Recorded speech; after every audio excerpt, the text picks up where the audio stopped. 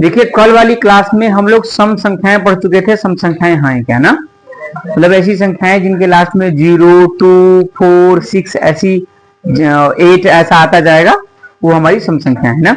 चाहे कितनी भी बड़ी संख्या हो, जैसे 4, 2, 8, 3, 2, 8, 1, 0, ये क्या है सम। क्योंकि लास्ट में देखना है आपको, अगर 0 आ रहा है, 2 आ रहा है, 4 आ रहा है, 6 आ रहा है, 8 आ रहा है, तो ये क्या है, सम संख्या है, इवन नंबर है।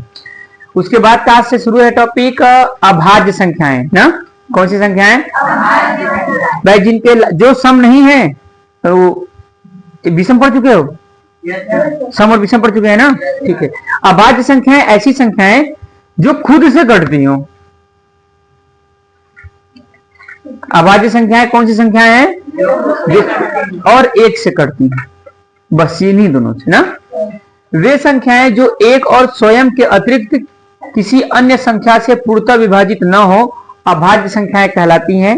जैसे 2, 3, 5, 7, 9 नहीं, 9 3 से कट जाएगा, 11 और 13, 71, 31, ये सब ऐसी संख्याएं हैं जो खुद से कटती हैं और 1 से पूर्णतः विभाजित हो जाती है। समझ आ गया?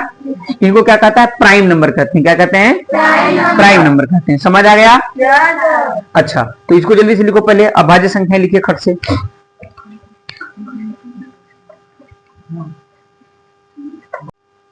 देखिए कल वाले टॉपिक में हम लोग पढ़े थे जो संख्याएं। पहली संख्या क्या पढ़े थे, प्राकृतिक संख्याएं। फिर क्या पढ़े थे, पूर्ण संख्याएं। फिर क्या पढ़े थे, पूर्णांक संख्याएं। इसके बाद परिमेय संख्याएं। इसके बाद अपरिमेय संख्याएं। इसके बाद सम संख्याएं और उसके बाद विषम संख्याएं। आज का जो हमारा टॉपिक है वो क्या है, अभाज्य संख्या। तो ऐसी संख्याएं जो 1 से विभाजित होती हो और स्वयं से विभाजित होती हो, मतलब पूर्णतः विभाजित, पूरी तरह से कट जाती हो, उन्हें हम क्या कहते हैं, अभाज्य संख्याएं। अभाज्य संख्याओं को इंग्लिश में क्या कहते हैं, प्राइम नंबर कहते हैं। अभाज्य संख्याओं में सबसे छोटी अभाज्य संख्या क्या है, 2। अब ऐसा नहीं समझना कि 1 इसलिए नहीं होगा क्योंकि 1 केवल 1 से कटता है ना। कम से कम 2 होने चाहिए, कम से कम नहीं, ज्यादा से ज्यादा 2, 2 से ज्यादा नहीं होनी चाहिए। जैसे एक 1 से कट जाए और एक स्वयं से कट जाए। जैसे हम ले लेते हैं 31, 31, तो 31 किससे कटेगा, 1 से कट जाएगा और खुद से स्वयं से कटेगा 31 ना। तो ऐसी संख्याएं जो 1 से विभाजित हो और स्वयं से विभाजित होती हैं, पूर्णतः विभाजित होती हैं, उन्हें हम क्या कहते हैं, अभाज्य संख्याएं कहते हैं। दूसरा है देखिए भाज्य संख्याएं। क्या है, भाज्य संख्याएं मतलब वे संख्याएं जिनका एक व स्वयं के अतिरिक्त कम से कम एक और गुणनखंड हो। मतलब एक से तो कटे ही कटे, स्वयं से कटेगा ही कटेगा, लेकिन इसके अलावा कम से कम एक और कोनो ऐसा संख्या हो जिससे वो कट जाए। जैसे आपके सामने एक एग्जांपल लिख रहा हूं, जैसे 9 ले लीजिए। तो 9 देखिए 1 से भी कट जाएगा, 3 से भी कट जाएगा और 9 से, मतलब अपने से भी कटा, 1 से भी कटा और किसी अन्य से भी कट गया। तो ऐसी संख्याओं को क्या कहते हैं, भाज्य संख्याएं नंबर। ठीक, जैसे वे संख्याएं जिनका एक व स्वयं के अतिरिक्त कम से कम एक और गुणनखंड हो, भाज्य संख्याएं कहलाती हैं।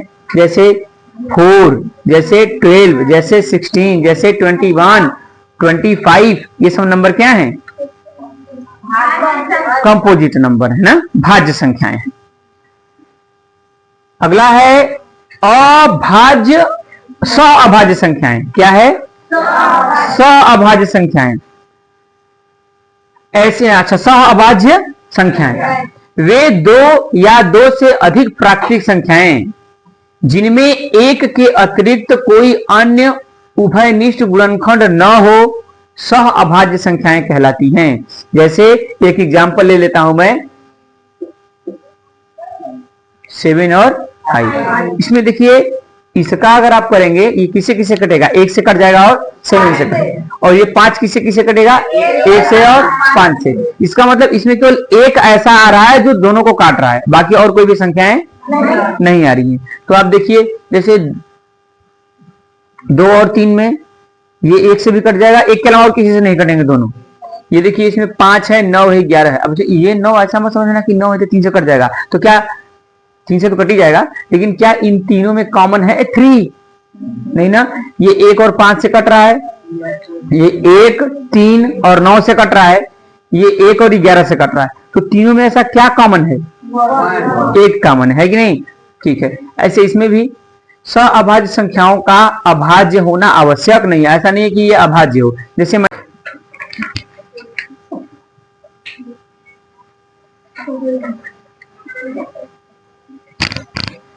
अच्छा, वास्तविक संख्याएं, कौन सी संख्याएं? वास्तविक संख्याएं। देखो कोई भी संख्या हो, चाहे वो परिमेय हो चाहे वो अपरिमेय हो, सबको मिला करके जो कलेक्शन बनेगा वही बनेगा वास्तविक संख्या, है ना। वे संख्याएं जो परिमेय और अपरिमेय दोनों होती हैं वास्तविक संख्याएं कहलाती हैं, तथा इनके संग्रह को, पूरे कलेक्शन को हम R से प्रदर्शित करते हैं। इसमें देखिए √5 क्या है? अपरिमेय संख्या है ना। 7/4 क्या है? परिमेय संख्या है। 1/2 क्या है? परिमेय संख्या है। पाई क्या है? अपरिमेय संख्या। ये -1 क्या है? परिमेय है भाई, -1/1 लिख सकते हैं आप। अच्छा, -1 और क्या है? पूर्ण संख्या है कि पूर्णांक है? पूर्णांक कैसे हो जाएगा भाई? जब आप प्राकृतिक संख्या में 0 ऐड कर देते हैं, 0 भी शामिल कर लेते हैं, तब वो पूर्णांक संख्याएं हो जाती हैं। और पूर्ण संख्याएं क्या हैं? धन पूर्णांक और ऋण पूर्णांक। तो ये -1 क्या है? ऋण पूर्णांक है। 0 क्या है? 0 परिमेय संख्या भी है, होल नंबर भी है ना। और ये 5 क्या है? ये भी परिमेय संख्या, 5/1 लिख सकते हैं ना। तो परिमेय संख्याएं और अपरिमेय संख्याओं के पूरे कलेक्शन को क्या कहते हैं? वास्तविक संख्याएं या रियल नंबर। समझ में आया? जल्दी करें।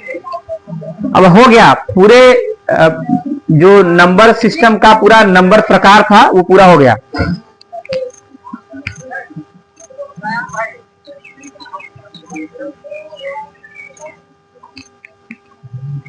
जल्दी करें, जल्दी करें।